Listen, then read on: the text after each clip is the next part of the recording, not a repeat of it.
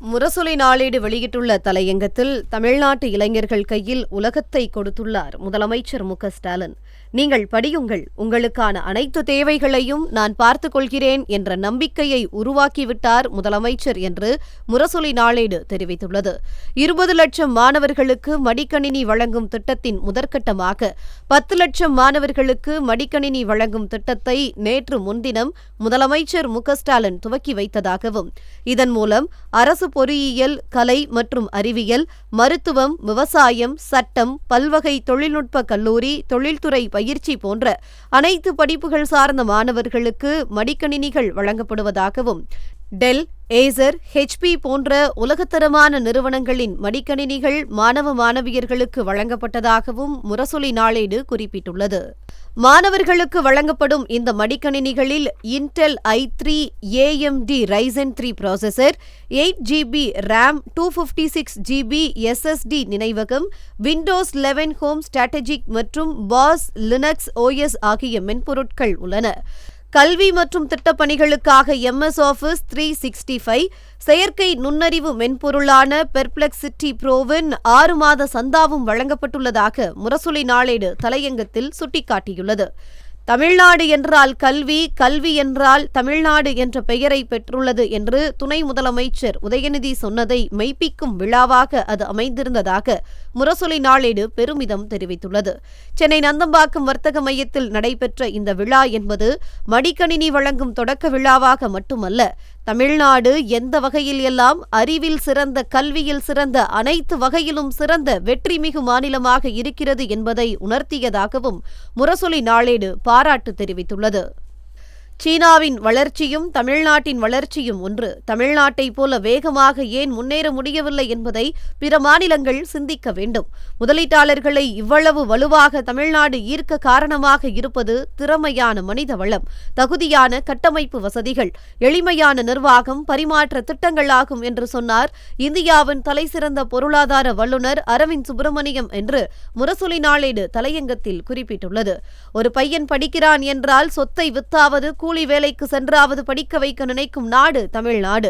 அத்தகைய மாநிலத்தில் கல்விக்கு மட்டுமே முக்கியத்துவம் கொடுக்கும் அரசாக தமிழ்நாடு அரசு இருக்கிறது என்று மனம் திறந்து நடிகர் கார்த்தி பாராட்டினார் என்றும், உங்களுக்கான தடைகளை உடைத்து முன்னோக்கி நகர்த்துகிறது அரசு. கல்வி கிடைப்பதன் மூலமாக தலைமுறையே வளர்கிறது. இந்த அரசாங்கம்தான் படி படி என்று திரும்ப திரும்ப சொல்கிறது. மாணவர்களின் கல்விக்கு உறுதுணையாக இருக்கும் முதலமைச்சருக்கு நன்றிகள் என்று நடிகர் விஜய் சேதுபதி சொன்னார் என்றும் முரசொலி நாளேடு தலையங்கத்தில் தெரிவித்துள்ளது. உலக வரலாற்றில் ஒரு அரசு எதை தனது மூலதனமாக நம்புகிறது என்பது முக்கியம். பயம், மிரட்டல், பக்தி என எத்தனையோ கருத்துக்களை நாடுகள் மூலதனமாக பார்க்கின்றன. நமது திராவிட மாடல் அரசு அறிவை, கல்வியை மூலதனமாக பார்க்கிறது என்று நடிகர் மணிகண்டன் அழுத்தமாக சொன்னதாக முரசொலி கூறியுள்ளது. நான் முதல்வன் திட்டத்தால் பலன் பெற்று IAS ஆன அதிகாரி பிரசாந்த் பேசும்போது, அம்மாவும் பாட்டியும் தான் என்னை வளர்த்தார்கள். பொருளாதாரத்தில் மிகப்பெரிய துன்பங்களை நான் எதிர்கொண்டேன். நான் முதல்வன் திட்டத்தின் மூலமாக கிடைத்த 1.15 லட்சம் ரூபாய் தான் எனக்கு பெரும் உதவியாக இருந்தது. அதனை வைத்துத்தான் படித்தேன். இன்று IAS அதிகாரியாக இருக்கிறேன் என்றார் பிரசாந்த் என்று முரசொலி நாளேடு நெகிழ்ச்சியுடன் தெரிவித்துள்ளது. IPS தேர்வில் வெற்றி பெற்ற இன்பா என்ற பெண் பேசும்போது, எனது தந்தை பேருந்து நடத்துனர், எனது அம்மா பீடி சுருட்டும் தொழிலாளி. நான் இன்று IPS ஆகி இருக்கிறேன். 4 ஆண்டுகளுக்கு முன் இதே போன்ற ஒரு மேடையில் உங்களை போன்று கூட்டத்தோடு கூட்டமாக பின்புறம் உட்கார்ந்திருந்தேன். இன்று IPS ஆகிவிட்டேன். அரசின் திட்டத்தால் தான் இது சாத்தியம். என்னைப் போல நீங்களும் ஆகலாம் என்றார். தனது வாழ்க்கை மூலமாகவே அரசின் சாதனையை இன்பா சொன்னார் என்று முரசொலி நாளேடு தலையங்கத்தில் குறிப்பிட்டுள்ளது.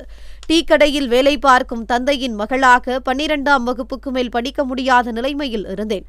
கல்வி கடனுக்காக பல்வேறு வங்கிகளை நாடிய போதும் முழுமையான உதவி கிடைக்கவில்லை.